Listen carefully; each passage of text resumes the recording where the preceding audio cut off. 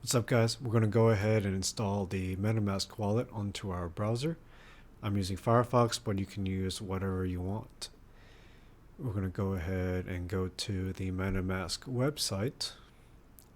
We're going to go ahead and click on download, install MetaMask wallet on Firefox. Just click the add-on install button. Wait a couple of seconds, and it will direct you automatically to this page here. We're going to go ahead and get started. Create a wallet. I'm just going to hit no thanks for this. So we're going to go ahead and create a password. So this password is not tied to your MetaMask account like an email password. And instead, this password is only used to unlock MetaMask on your browser. So for example, you have a password on your phone to unlock it. Same concept here. So I'm just going to go ahead and type in my password.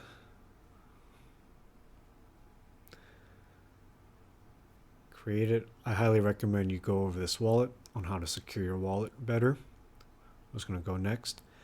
So now this recovery phrase is your actual password to your MetaMask account. So it consists of these phrases, and it's automatically generated for you. So this password or this phrase gives you full access to the account. And this password or phrase will help you recover your MetaMask in case you move to a different desktop. Never share this with anybody. Write it down on a physical piece of paper and just don't share it because this is your password.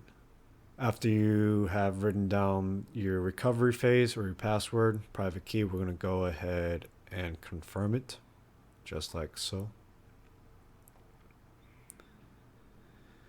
And there you go. That's it. It'll bring you to this page, and this will be the UI for MetaMask Wallet. And you can see I don't have any balances here because I just created it. So how do you unlock your wallet? Since it's an extension, it'll be in the upper right hand corner.